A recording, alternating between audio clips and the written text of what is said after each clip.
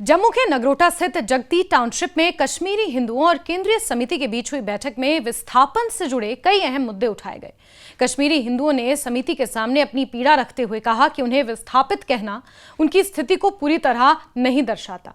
उनका कहना है कि उन्होंने अपनी इच्छा से कश्मीर घाटी कभी नहीं छोड़ी थी, बल्कि आतंकवाद और असुरक्षा के कारण उन्हें अपने घर बार से पलायन करने के लिए मजबूर होना पड़ा। कश्मीरी हिंदुओं ने सरकार से आग्रह किया है कि उनकी स्थिति को आतंकवाद के पीड़ितों के तौर पर देखा जाए और उनके पुनर्वास और न्याय के लिए ठोस कदम उठाए जाएं। जगती टाउनशिप में आयोजित बैठक की शुरुआत राहत एवं पुनर्वास आयुक्त डॉक्टर अरविंद कारवानी की ओर से विस्थापित कश्मीरी हिंदुओं की स्थिति और उनसे जुड़े मुद्दों की जानकारी देने के साथ हुई।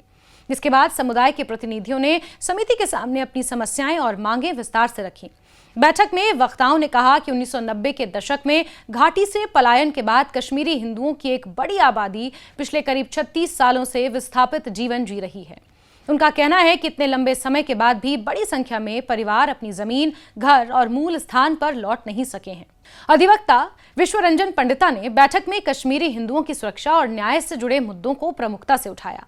उन्होंने आरोप लगाया कि आतंकवाद के दौर में कश्मीरी हिंदुओं को निशाना बनाया गया और समुदाय को घाटी से बाहर धकेलने के लिए कोशिशें की गई और यहां तक कि उन्हें मजबूर भी होना पड़ा।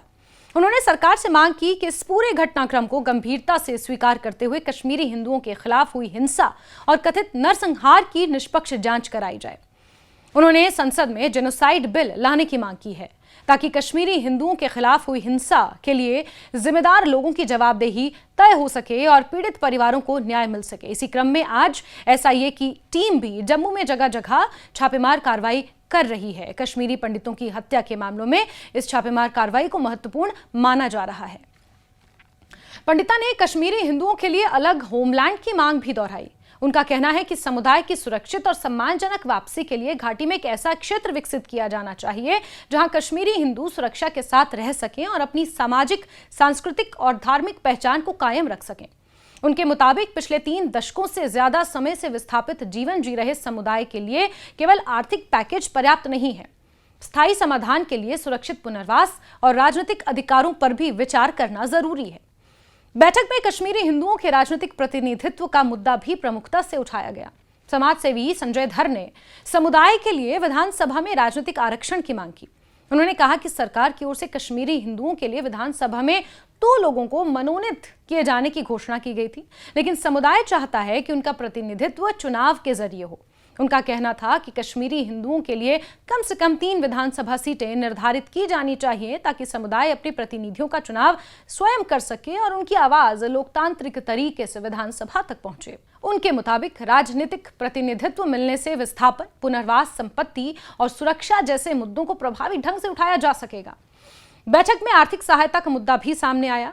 प्यारेलाल पंडिता ने विस्थापित कश्मीरी हिंदुओं को मिलने वाली मासिक नगद राहत बढ़ाने की मांग की। उन्होंने कहा कि वर्तमान व्यवस्था के तहत पात्र परिवार के अधिकतम 4 सदस्यों को प्रति व्यक्ति प्रतिदिन 108 रुपए के हिसाब से राहत मिलती है, जो मौजूदा महंगाई और जीवन यापन की लागत को देखते हुए पर्याप्त नहीं है। उनका कहना था कि लंबे समय से विस्थापित परिवारों की आर्थिक स्थिति को देखते हुए सरकार को नकद राहत में पर्याप्त बढ़ोतरी करनी चाहिए ताकि परिवारों की बुनियादी जरूरतें पूरी हो सकें।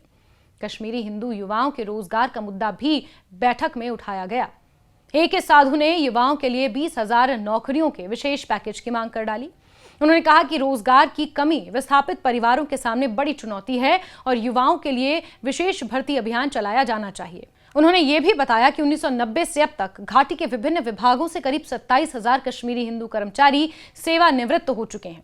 ऐसे में युवाओं के लिए रोजगार के नए अवसर पैदा करना जरूरी है ताकि समुदाय की अगली पीढ़ी आर्थिक रूप से सशक्त बन सके। स्वास्थ्य सुविधाओं को लेकर भी विस्थापित कश्मीरी हिंदुओं ने अपनी परेशानियों का जिक्र किया। अश्विनी भट्ट ने कहा कि 1990 में घाटी से जम्मू आए कई परिवार आज भी आर्थिक कठिनाइयों से जूझ रहे हैं।